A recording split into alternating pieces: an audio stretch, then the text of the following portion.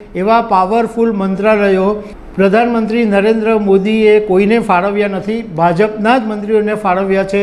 અને પાછું જે 2019માં જેમની પાસે એ પદ હતા એમને જ એ પદ ફાળવવામાં આવ્યા છે।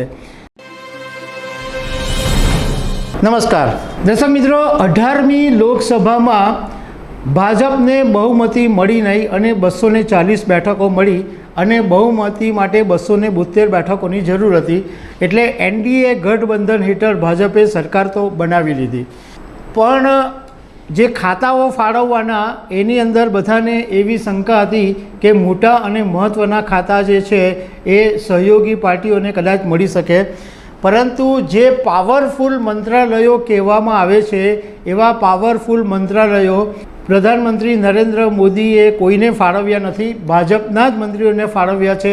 અને પાછું જે 2019માં જેમની પાસે એ પદ હતા એમને જ એ પદ ફાળવવામાં આવ્યા છે। ગૃહ મંત્રાલય, વિદેશ મંત્રાલય, નાણાં મંત્રાલય, સંરક્ષણ મંત્રાલય, ચાર જે છે એ પાવરફુલ મંત્રાલય છે અને એક પાંચમું કૃષિ મંત્રાલય છે, એ પણ મહત્ત્વનું મંત્રાલય છે। તો આ પાંચેય મંત્રાલયો છે એ ભાજપે પોતાની પાસે જ રાખ્યા છે। તો આ મંત્રાલયોની શું વિશિષ્ટતા છે, આ મંત્રાલયોની શું જવાબદારી છે, એના વિશે હું તમને જાણકારી આપીશ। મારું નામ રાજેશ શાહ છે અને તમે જોઈ રહ્યા છો ખબર છે.com। દર્શક મિત્રો, ગૃહ મંત્રાલય ફરીથી એક વખત અમિત શાહને જ આપવામાં આવ્યું છે। હવે ગૃહ મંત્રાલય જે છે એનું વાર્ષિક બજેટ છે એ 2.3 લાખ કરોડ રૂપિયા જેટલું છે। ગૃહ વિભાગની અંદર ટોટલી 6 વિભાગ આવે છે, એક આંતરિક સુરક્ષા, એક ગૃહ વિભાગ, ત્રીજું સીમા સુરક્ષા, ચોથું રાજભાષા, પાંચમું રાજ્ય અને કેન્દ્ર સાથેના સંબંધો અને જમ્મુ કાશ્મીરની બાબતોનો વિભાગ। આવા 6 વિભાગો જે છે એ ગૃહ વિભાગની અંદર આવે છે। કેબિનેટ મંત્રી તરીકે અમિત શાહની પસંદગી કરવામાં આવી છે અને ગૃહના રાજ્યમંત્રી જે છે એ નિત્યાનંદ રાય અને બંદી સંજય કુમાર છે આ વખતે મોદી સરકારની નવી ઇનિંગમાં। હવે એમને ગૃહમંત્રીને જે સત્તા હોય છે એની વાત કરીએ તો ધારો કે કોઈ સંજોગોની અંદર પ્રધાનમંત્રી દેશમાં હાજર નહીં હોય, કોઈ વિદેશમાં કોઈ કામ માટે ગયા અથવા કોઈ કારણોસર જો દેશમાં ગેરહાજર હોય તો એમની ગેરહાજરીમાં સત્તા ગૃહમંત્રી પાસે હોય છે। ગૃહમંત્રી બધા જ નિર્ણયો લઈ શકે છે। બીજી સત્તા એ છે કે જ્યારે રાષ્ટ્રપતિ અને ઉપરાષ્ટ્રપતિની નિમણૂક કરવામાં આવે છે ત્યારે નોટિફિકેશન બહાર પાડવાનું કામ જે છે એ પણ ગૃહ મંત્રાલય દ્વારા કરવામાં આવે છે અને આના માટે એક આખો અલગ ગૃહ વિભાગ બનાવવામાં આવ્યો છે। આ ઉપરાંત વડાપ્રધાન, કેબિનેટ પ્રધાન અને રાજ્યપાલોની નિમણૂક અને રાજીનામા અંગેના જે નોટિફિકેશન હોય એ પણ ગૃહ વિભાગ જ બહાર પાડે છે। બીજી જે સૌથી મહત્ત્વની જવાબદારી છે કે જે સૈન્ય છે એમાં જમીન અને દરિયાકાંઠાની સરહદોની જે સુરક્ષા છે એની જવાબદારી ગૃહ મંત્રાલયની આવે છે। ગૃહ મંત્રાલયમાં એક બોર્ડર મેનેજમેન્ટ હોય છે, એ આ બધી જવાબદારીઓ સંભાળે છે। એમાં આપણે જોઈએ તો આસામ રાઇફલ્સ છે, બીએસએફ છે, સીઆઈએસએફ છે, આઈટીબીપી છે, ઇન્ડો ટિબેટિયન બોર્ડર છે, એનએસજી છે, એસએસબી છે, એટલે આ બધા જે કેન્દ્રીય સશસ્ત્ર પોલીસ દળ છે એ ગૃહ મંત્રાલયના હેઠળ આવે છે। જમ્મુ કાશ્મીર અને લદ્દાખ માટે ટોટલ 21 અધિકારીઓનો એક આખો અલગ વિભાગ છે જે આ બધું જમ્મુ કાશ્મીર અને લદ્દાખની જવાબદારી સંભાળે છે। ગૃહ મંત્રાલયની બીજી જવાબદારી એ પણ છે કે કેન્દ્ર સરકાર અને રાજ્ય સરકાર વચ્ચે પરસ્પર સહયોગ રહે અને સુમેળ બનેલો રહે એ પણ જોવાનું કામ ગૃહ મંત્રાલયનું છે। હવે બીજું મંત્રાલય છે જે સૌથી મહત્ત્વનું છે એ નાણાં મંત્રાલય। નાણાં મંત્રાલય જે તમામ મંત્રાલયો છે એ બજેટ ફાળવવાનું કામ કરે છે અને છેલ્લે 2024-25ની અંદર નાણાં મંત્રાલયે 47.6 લાખ કરોડ રૂપિયાના બજેટની ફાળવણી કરી હતી। તમને જાણીને નવાઈ લાગશે કે બધા જ મંત્રાલયોને બજેટની ફાળવણી કરતું આ નાણાં મંત્રાલય પોતાના માટે એક પણ રૂપિયો બજેટ હોતું નથી. મતલબમાં નાણાં મંત્રાલય માટે એક પણ રૂપિયો બજેટની ફાળવણી થતી નથી. બાકીના બધા જ તમામ મંત્રાલયો જે છે એની ફાળવણી નાણાં મંત્રાલય કરે છે. આ નાણાં મંત્રાલયની અંદર ટોટલ 6 વિભાગ છે.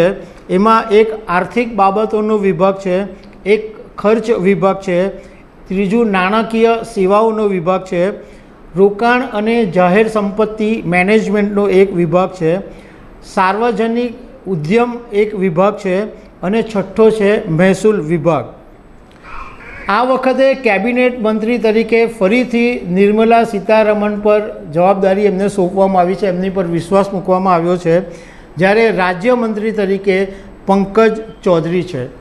નાણાં મંત્રાલયની સૌથી મોટી જવાબદારી એ છે કે રિઝર્વ બેંક ઓફ ઇન્ડિયા, સરકારી અને ખાનગી બેન્કો પર નાણાં મંત્રાલયનું સીધું નિયંત્રણ હોય છે. એન્ફોર્સમેન્ટ ડિરેક્ટોરેટ ઈડી, આપણે ઘણી વખત સાંભળીએ છીએ કે ઈડીએ આ જગ્યાએ દરોડા પાડ્યા, આ જગ્યાએ દરોડા પાડ્યા. તો આ જે ઈડીનો વિભાગ છે એ નાણાં મંત્રાલયના મહેસૂલ વિભાગની અંદર આવે છે. હવે ત્રીજું જે મંત્રાલય છે એ પણ એટલું જ મહત્ત્વનું છે, સંરક્ષણ મંત્રાલય, જેનું બજેટ 6.2 લાખ કરોડ રૂપિયા જેટલું છે. એની અંદર કુલ 5 વિભાગ આવે છે. એક સંરક્ષણ વિભાગ, એક સંરક્ષણ ઉત્પાદન વિભાગ, એક ભૂતપૂર્વ સૈનિક કલ્યાણ વિભાગ, એક લશ્કરી બાબતોનો વિભાગ અને સંરક્ષણ સંશોધન અને વિકાસ સંગઠન. આટલા 5 વિભાગો એની અંદર આવે છે. કેબિનેટ મંત્રી તરીકે ફરીથી રાજનાથસિંહની નિમણૂક કરવામાં આવી છે અને રાજ્યમંત્રી તરીકે સંજય શેઠની પસંદગી કરવામાં આવી છે. આપણું જે ઇન્ડિયન આર્મીનું જે ફોર્સ છે એ ત્રણેય સેનાઓ અને એનડીએ જેવી સંસ્થાઓના સર્વે સર્વા હોય છે સંરક્ષણ મંત્રી. એટલે રાજનાથ છે એ આ ત્રણેય જે પાંખ છે એના વડા સર્વે સર્વા હોય છે. બીજું કે અન્ય દેશો સાથે સૈન્ય અભ્યાસ કરવાનો હોય, ટેકનિકલ જાણકારી આપવા લેવાની હોય, આ બધી બાબતોની જવાબદારી સંરક્ષણ મંત્રાલયની આવે છે. બીજું એક જે મહત્ત્વનો વિભાગ છે department of defence research and development DRDO, કે જે હથિયારોની ખરીદી, વેપાર અને ઉત્પાદનનું કામ કરે છે, એ પણ સંરક્ષણ મંત્રાલય હેઠળ આવે છે. બાહ્ય પડકારો જે છે એમનો સામનો કરવાની જવાબદારી સંરક્ષણ મંત્રાલયની છે. મતલબમાં જે વિદેશી બોર્ડર સરહદો હોય ત્યાંથી જે જોખમ હોય એ બધા એની જે સલામતી સુરક્ષા કરવાનું કામ છે એ સંરક્ષણ મંત્રાલયનું છે. ચોથું મંત્રાલય છે વિદેશ મંત્રાલય. એમાં 22,154 કરોડ રૂપિયાનું બજેટ ફાળવવામાં આવ્યું છે. કેબિનેટ મંત્રી એસ જયશંકર છે અને રાજ્યમંત્રી 2 છે, એક કીર્તિવર્ધનસિંહ અને બીજા પબિત્રા માર્ગેરિટા. આ વિદેશ મંત્રાલયની અંદર એવા જુદા જુદા કોઈ વિભાગ હોતા નથી, પણ કોઈપણ દેશની સાથે દ્વિપક્ષી સંબંધોને લગતી કોઈપણ મહત્ત્વની વાત હોય એમાં વિદેશ મંત્રાલયની સૌથી મોટી જવાબદારી આવે છે. એટલે જે બીજા બધા દેશોના રાષ્ટ્રપતિ કે પ્રધાનમંત્રી કે પ્રતિનિધિ મંડળો આવે અને સરકારની સાથે જે દ્વિપક્ષીય સંબંધો હોય કે કરાર કરવાનું હોય એવા વખતે વિદેશ મંત્રાલયની જવાબદારી સૌથી મોટી આવે છે. તમારે ચાર્ટર પ્લેન લઈને વિદેશમાં જવું હોય તો વિદેશ મંત્રાલયની પરવાનગી લેવી જરૂરી હોય છે, ફરજિયાત હોય છે. વિદેશ મંત્રાલય જે વિદેશની અંદર જે એમ્બેસેડર નિમણૂક કરવાનો હોય, ધારો કે પાકિસ્તાન હોય, અમેરિકા હોય, સાઉથ આફ્રિકા હોય, એમાં ભારતીય એલચી કચેરી આપણે સાંભળીએ તો એમાં જે રાજદ્વારી હોય એની નિમણૂક વિદેશ મંત્રાલય કરે છે.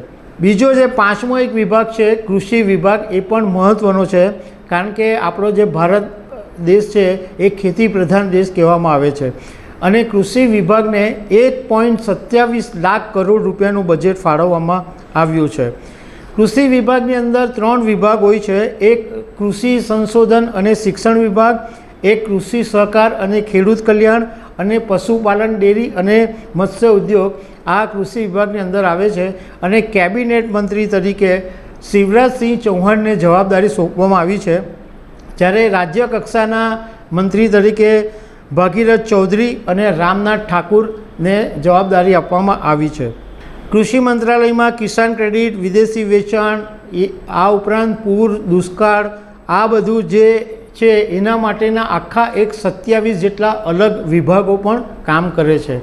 તો દર્શક મિત્રો, આપણા દેશના જે મહત્ત્વના જે મંત્રાલયો છે, જેને પાવરફુલ મંત્રાલયો કહેવામાં આવે છે, એ ભાજપે પોતાની પાસે જ રાખ્યા છે.